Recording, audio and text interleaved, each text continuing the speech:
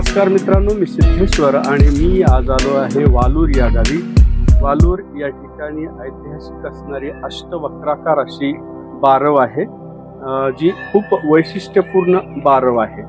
वालूर हे गाव परभणी जिल्ह्यामध्ये सेलू तालुक्यात आहे. सेलू पासून हे गाव 15 किलोमीटर अंतरावर आहे आणि परभणी पासून हे गाव 45 किलोमीटर अंतरावर आहे. आणि या ठिकाणी ऐतिहासिक अशी बारव आहे जी मी तुम्हाला दाखवणार आहे. तर चला मग आपण पाहूया ही बारव. बारव आपण जर पाहिली तर अष्टवक्राकार आहे. याला अष्टकोनी सुद्धा असं म्हणतात. अष्टकोनी बारव, अष्टवक्राकार बारव, सर्किलाकार बारव, कुंडाकार बारव, अशा वेगवेगळ्या नावाने ही बारव म्हटली जाते.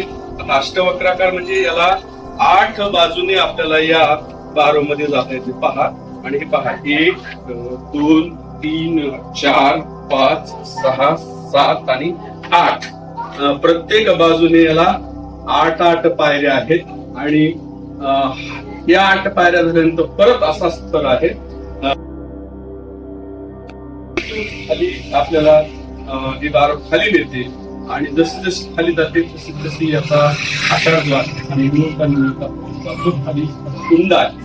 सर्वात खाली दोन पायऱ्यांचे असे 8 पायऱ्यांचे थर आणि त्याच्या खाली कुंड आहे. तर अशा प्रकारची ही बारव आणि वैशिष्ट्य म्हणजे 8 पायऱ्या आहेत या सगळ्या बाजूने उतरण्यासाठी. इथून खाली सुद्धा ह्या 8च पायऱ्या आहेत. आणि ही जी आहे ती 8 हे जे आहेत हे देवकोष्ठक 8 बाजूने ही 8 देवकोष्ठके आहेत. या सगळ्या देवकोष्ठकांमध्ये पहा, इथे प्राचीन अशा मूर्त्या होत्या. आता या मूर्त्या नाही, फक्त एका देवकोष्ठकामध्ये समोरच्या बाजूने इकडच्या देवकोष्ठकामध्ये एकच मूर्ती आपल्याला पाहायला मिळते.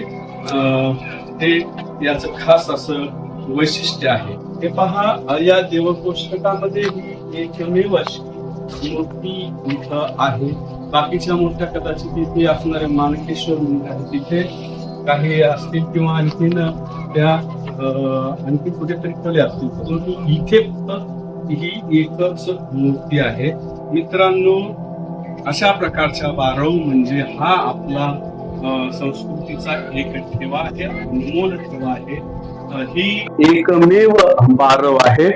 अशा प्रकारची बारव महाराष्ट्रात कुठेही नाही, नव्हे तर जगभरामध्ये ही एक वैशिष्ट्यपूर्ण अशी बारव असावी. आपल्याला माहिती आहे, राजस्थानमध्ये सगळ्यात मोठी असणारी जी बारव आहे ती चांद बावडी ज्याला म्हणतात. ती चांद बावडी ही पहा, मी आता दाखवतो. चांद बावडी ही या ठिकाणी सुद्धा मी चांद बावडीला गेलो होतो. आणि या चांद बावडीमध्ये अशी रचना आहे की आपल्याला त्या चांदबावडीमध्ये एक महल असल्यासारखा दिसतो. आणि चांदबावडी ही खूप मोठी बारव आहे, ही अतिशय छोटी बारव आहे. चांदबावडीला जागतिक वारसा, मात्र या सुद्धा त्याची दखल आताच घेतली आहे आणि टपाल तिकिटावर ती पाहायला मिळते. वालूरची स्टेपवेल म्हणून ही बारव टपाल तिकिटावर आता आलेली आहे.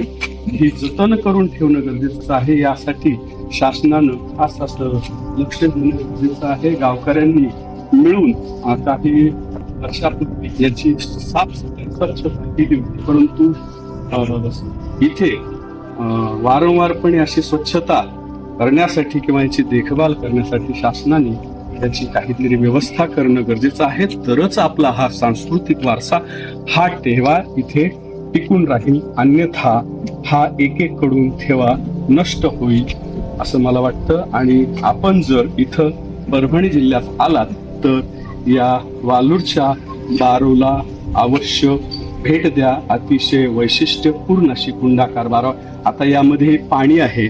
उन्हाळ्यात आपण जर आलो, इकडे दाखवा, उन्हाळ्यात जर आपण आलो तर ही बारव कोरडी असते आणि आपल्याला पूर्णपणे शेवटपर्यंत ही बारव खोल आपल्याला पाहायला अतिशय दृश्य जे आहे ते अतिशय चक्राकार गोलाकार दृश्य आहे ते आपल्याला याच्यामध्ये छान आपल्याला दिसतं आणि मनाला आनंद वाटतो. अशी ही बारव या गावाचं वैभव आहे.